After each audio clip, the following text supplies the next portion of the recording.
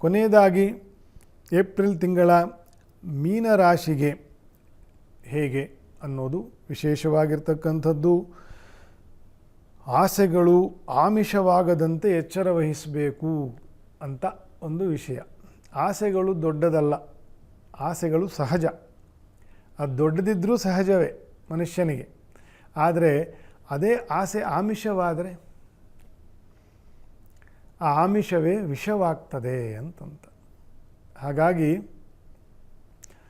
ಜನ್ಮದಲ್ಲಿ ಇರತಕ್ಕಂಥ ಶುಕ್ರನು, ಬುಧನು, ಶನಿಯು, ರಾಹು ಇವರದೆಲ್ಲ ಪೀಡನೆಗಳು ಜಾಸ್ತಿ ಇರ್ತದೆ. ನಾನಾ ಆಕಾಂಕ್ಷೆಗಳನ್ನು ಉತ್ಪತ್ತಿ ಮಾಡ್ತಾರೆ, ನಾನಾ ಬಯಕೆಗಳನ್ನು ಉತ್ಪತ್ತಿ ಆಗ್ತಕ್ಕಂತಹ ಕಾಲ. ಸಮುದ್ರ ರಾಶಿ ಅಂದರೆ ಮೀನರಾಶಿ ಕೂಡ.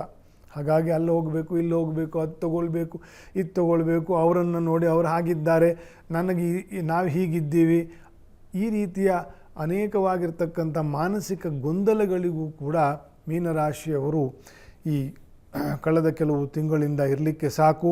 ಅದನ್ನೆಲ್ಲ ಆಮಿಷವಾಗದಂತೆ ಎಚ್ಚರ ವಹಿಸಿ. ಆಶೆಗಳು ಕೈಗೂಡ್ತದೆ.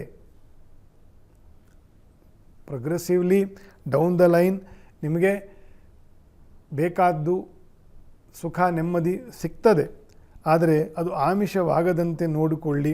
ಅದೇ ನಿಮಗೆ ನಾನು ಕೊಡ್ತಕ್ಕಂಥ ಉತ್ತಮ ಸಲಹೆ ಈ ತಿಂಗಳಿಗೆ.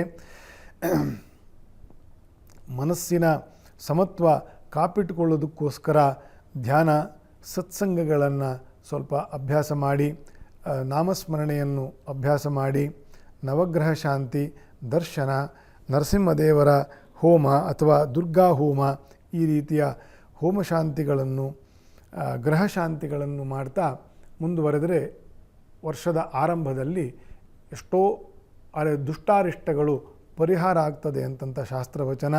ಇಷ್ಟು ಮೇಷಾದಿ 12 ರಾಶಿಗಳ ಏಪ್ರಿಲ್ ಮಾಸ ಭವಿಷ್ಯ ಆಗಿತ್ತು.